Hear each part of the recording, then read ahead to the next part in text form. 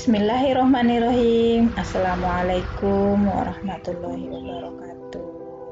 Apa kabar kalian semua?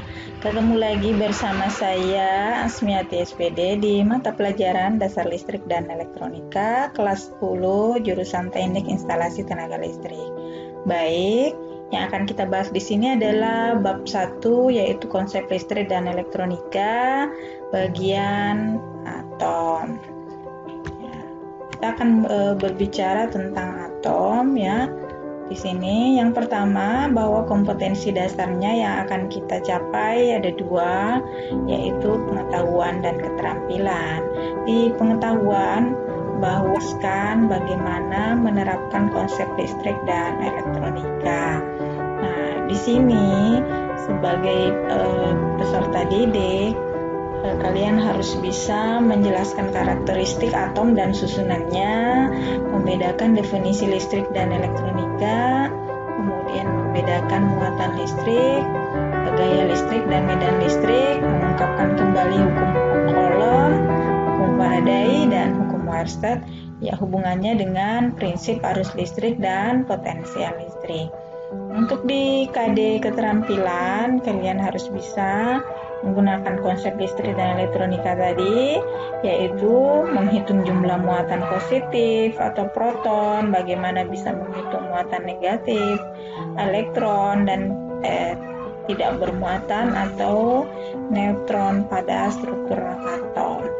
Kemudian kalian harus bisa menggunakan persamaan, ya, hukum Coulomb yang digunakan untuk menyelesaikan perhitungan gaya listrik dan menghitung arus listrik dan tegangan listrik hubungannya dengan muatan listrik.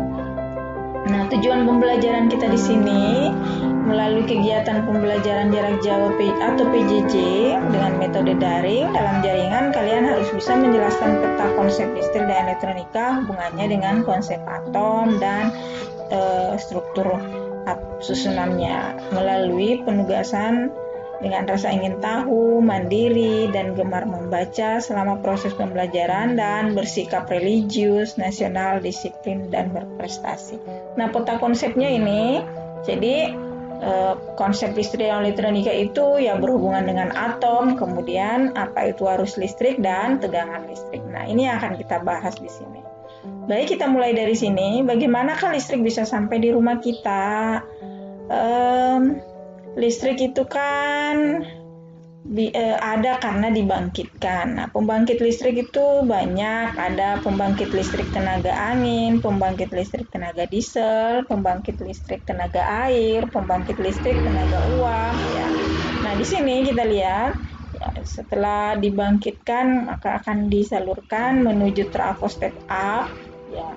Kemudian dengan 500 kV ya dialirkan menuju ke trafo ini, kemudian diturunkan menjadi 150 kV. Di sini akan didistribusikan menuju sini ke industri.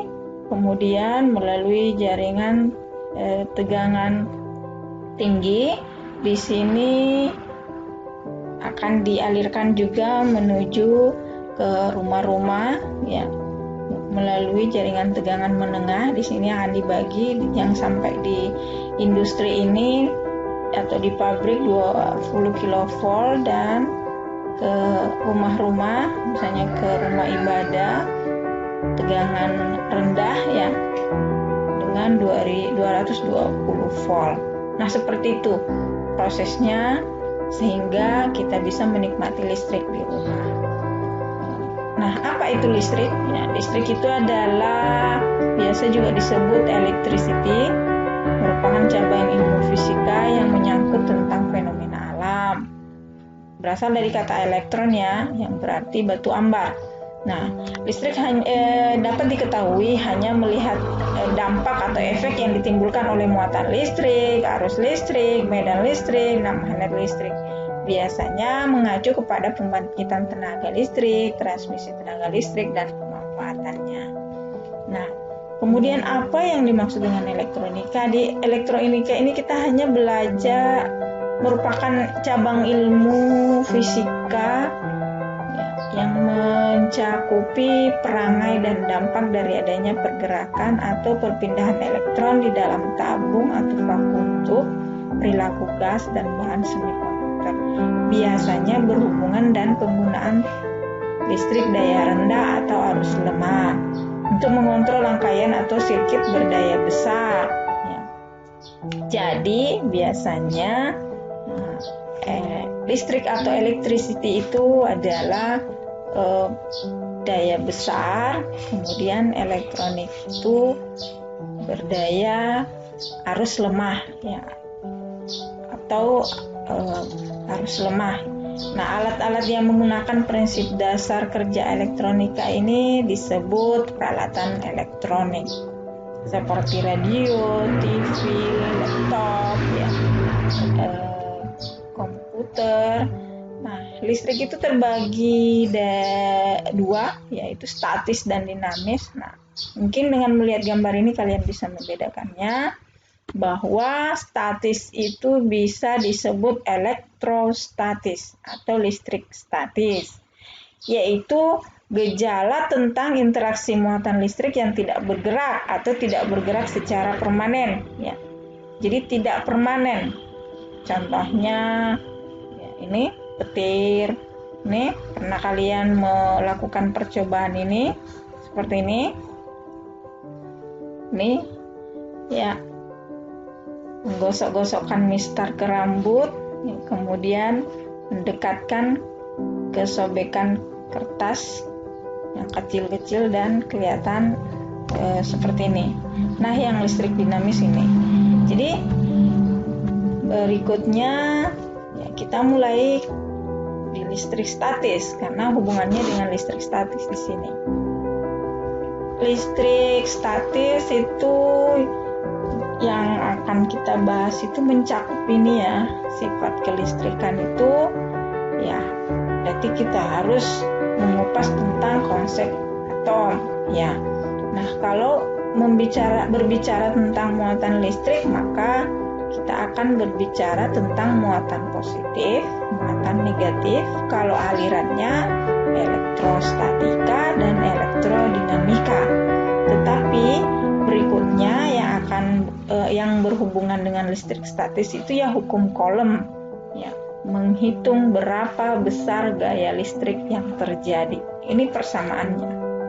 Ya, ini untuk konsep listrik statis.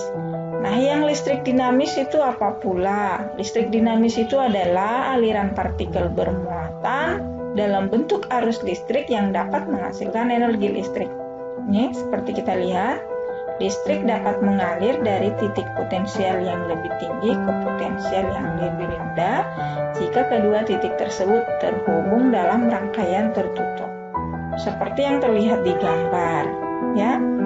Ini sumber tegangannya adalah baterai, kemudian lampunya bisa menyala jika ini adalah rangkaian tertutup.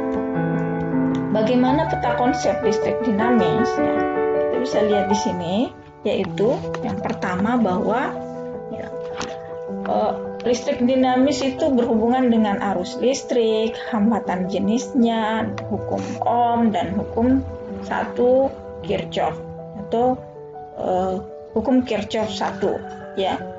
Nah, hukum Ohm di sini nanti akan kita pelajari ini rangkaian hambatan, bagaimana rangkaian serinya, rangkaian paralelnya. Ya, seperti itu konsep listrik dinamis. Nah, untuk melangkah ke atom, ya mungkin yang harus kalian tahu dulu, ya, apa sebenarnya itu atom, melihat dari peta konsep benda ini. Ya. Semua benda yang ada di dunia itu memiliki molekul, kemudian unsur terkecilnya dari sebuah benda adalah atom. Nah, atom itu sendiri terdiri dari elektron dan inti atom. Seperti apa modelnya? Ya, kita perhatikan di sini. Nah, pernahkah berpikir bagaimana seandainya sebuah kayu dipotong menjadi dua? Kemudian setiap bagian dipotong lagi menjadi dua. Kemudian setiap bagian yang kecil dipotong lagi menjadi dua, dan seterusnya sampai bentuk yang terkecil. kira-kira apa yang akan diperoleh? Nah, seperti itulah juga semua zat yang ada di dunia ini juga tersusun atas partikel-partikel paling kecil yang menyusun zat yang lebih besar. Partikel terkecil inilah yang disebut dengan atom. Jadi atom itu adalah satuan yang amat kecil dalam setiap benda yang ada di sekitar kita. Jadi atom itu berasal dari bahasa Yunani yang berarti tidak dapat dibagi. Nah, kita masuk ke peta konsep atom. Nah, kita lihat atom itu jika bergabung akan membentuk molekul, senyawa, dan unsur. Dan atom itu terdiri dari proton, neutron, dan elektron. Jika elektronnya melepas, maka dia akan membentuk ion. Nah, ion ini juga akan terbagi kation dan anion, melepas elektron dan menerima elektron. Nah, seperti itu. Ya. Nah, bisa dilihat dari sini gambar ini bahwa apa hubungannya atom dengan molekul tadi? Sekumpulan atom dapat berikatan satu sama lain dan membentuk sebuah molekul. Jadi, molekul itu adalah kumpulan atom. Ya, seperti ini. Ini atom hidrogen, ini atom oksigen. Jika atom hidrogen 2, ini molekul unsurnya, kemudian hidrogennya 2, kemudian dia bergabung, maka dia akan membentuk molekul senyawa yang disebut H2O. Ya. Kemudian, nah, atom itu tadi terdiri atas 3 jenis, yaitu elektron, proton, dan neutron. Bisa kalian lihat di gambar ya. Ini yang di dalam ini adalah inti atom dan ini kulit atom. Inti atom itu terdiri atas neutron dan proton. Ya, kulit atomnya itu hanya terdiri dari elektron. Nah, elektron itu adalah bermuatan negatif, proton bermuatan positif, dan neutron ini tidak bermuatan. Makanya dia disebut neutron ya, atau netral. Nah, berikutnya ya, seperti dijelaskan tadi, atom itu terdiri atas inti atom dan kulit atom. Inti atomnya itu ya ada proton dan neutron. Kulit atomnya ini hanya ada elektron. Nah, bagaimana atom dikatakan bermuatan negatif atau atom bermuatan positif dan atom bermuatan atau tidak bermuatan atau netral? Atom netral jika jumlah protonnya sama dengan jumlah elektron. Ini 2, ini elektronnya 2. Ya, protonnya 2, elektronnya 2, maka dia disebut atom netral. Nah, atom positif jika jumlah protonnya lebih banyak dari jumlah elektronnya. Mari kita hitung ya. Jumlah protonnya ada 4, jumlah elektronnya berapa? Ya, ada 3.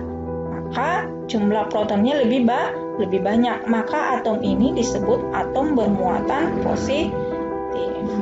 Nah, bagaimana jika jumlah elektronnya lebih banyak dari jumlah protonnya? Nah, kita lihat jumlah protonnya 4 dan jumlah elektronnya lebih banyak yaitu 5, maka atom ini disebut atom bermuatan negatif.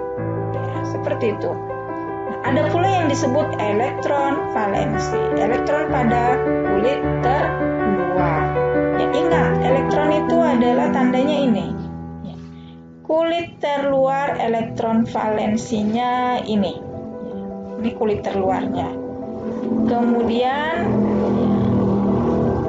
ini yang disebut elektron valensi. Jadi ingat, elektron valensi adalah elektron yang berada di kulit terluar. Ada pula yang disebut elektron bebas, yaitu elektron yang bisa terlepas dari ikatan atomnya. Ya, seperti ini modelnya. Nah, setiap atom biasanya memiliki jumlah proton dan elektron yang sama, misalnya atom hidrogen, 1 protonnya dan 1 elektronnya. Ada juga atom oksigen, 8 protonnya dan 8 elektronnya. Bila kondisi tersebut eksis, maka muatan listrik atom tersebut menjadi netral karena jumlah muatan positifnya sama dengan jumlah muatan negatifnya. Nah, kita sampai kesimpulan bahwa atom adalah partikel terkecil yang menyusun setiap zat dan tidak dapat dipecah lagi. Atom terdiri atas 3 jenis partikel, yaitu proton, yaitu muatan positif, neutron tidak bermuatan, dan elektron bermuatan negatif. Atom terdiri atas inti atom yang ada di dalamnya proton dan neutron, dan kulit atom yang ada hanya elektron. Muatan atom dapat bernilai positif jika atomnya kekurangan elektron, sementara atom yang kelebihan elektron akan bermuatan negatif. Nah, coba untuk evaluasi kalian hitung berapa proton, berapa neutronnya, dan berapa elektronnya dari atom berikut. Ini atom apa? Ini adalah atom helium. Berapa protonnya? Ada 2, dan elektronnya ada 2. Ya, alhamdulillah, kita akan ketemu lagi di materi berikutnya tentang muatan listrik, gaya listrik, medan listrik, ya, bagaimana hubungannya dengan hukum Coulomb, hukum Faraday, dan hukum Weierstrass. Baik, tetap semangat ya kalian. Ya, terima kasih atas perhatiannya. Assalamualaikum warahmatullahi wabarakatuh.